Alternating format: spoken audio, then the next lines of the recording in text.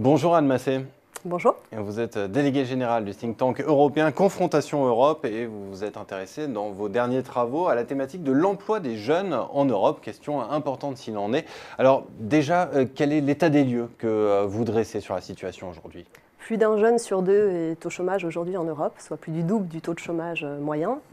7 millions de jeunes de 15 à 24 ans ne sont ni en emploi, ni en formation, ni en stage, ni en apprentissage. C'est une situation beaucoup plus difficile d'accès à l'emploi pour les jeunes. Et quand on regarde de plus près, on voit que, par exemple, un jeune Allemand aura beaucoup moins de chances d'être au chômage, le taux de chômage est à 7% là-bas, qu'un jeune Grec ou un jeune Espagnol. Pour eux, c'est 50% ou un jeune sur deux.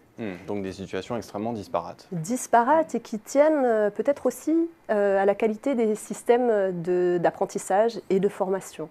Les pays qui ont ces systèmes les plus robustes sont aussi ceux qui ont le plus bas taux de chômage. Et donc, l'apprentissage par le travail en entreprise facilite finalement cette transition entre l'école et l'entreprise et aide à développer des compétences qui sont celles dont a besoin le marché du travail et à renforcer l'employabilité future du jeune. Alors justement, à vous écouter, à vous entendre décrire ces différents systèmes, on se demande si la réponse au chômage des jeunes, elle n'est pas davantage au niveau local, au niveau national qu'au niveau européen. Les responsabilités en la matière sont partagées entre l'Union européenne et les États membres. On a vu une situation différenciée au niveau national, avec de très bas taux de chômage et d'autres qui sont intolérables.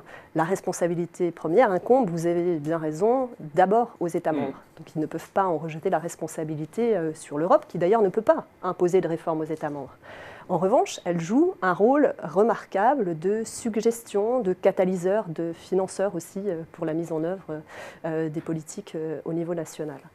Il faut donc s'inspirer de ce qui fonctionne ailleurs, des pratiques qui ont fait leurs preuves et valoriser l'apprentissage par le travail en coopération toujours avec les acteurs économiques et sociaux sur les territoires.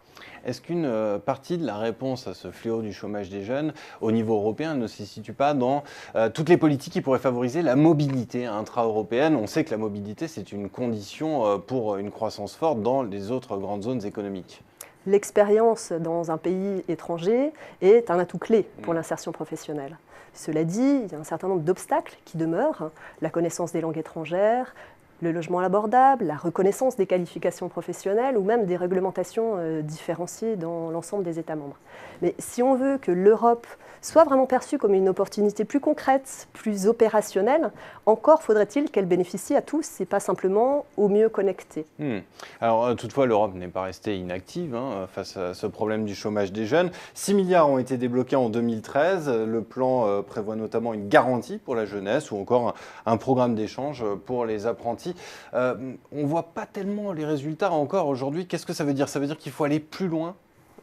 Très clairement, beaucoup de jeunes sont encore laissés sans aucun soutien alors qu'ils ne parviennent pas à trouver un emploi, qu'ils sont en situation de décrochage scolaire.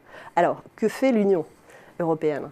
Elle s'est inspirée de pays comme l'Autriche, comme la Finlande, qui ont développé des expériences réussies en ne laissant pas les jeunes dans la nature, pour proposer une garantie pour la jeunesse. Cette garantie pour la jeunesse, elle vise à offrir à tout jeune de moins de 25 ans une offre de qualité en formation, en stage, en apprentissage ou en emploi, dans les 4 mois qui suivent soit sa sortie du système scolaire en décrochage, soit la perte de son emploi. Donc des mesures très concrètes. Très concrètes, mais qui fonctionneront seulement si des partenariats solides sont noués entre organismes de formation, territoires, entreprises, partenaires sociaux, organisations de jeunesse, et si un accompagnement personnalisé est prévu pour chaque jeune. Donc un accompagnement à réaliser, autrement dit des choses à entreprendre bien au-delà des sommes qui sont débloquées. Merci beaucoup Anne Massé de cet éclairage sur ce problème du chômage des jeunes en Europe. Merci. Je vous remercie.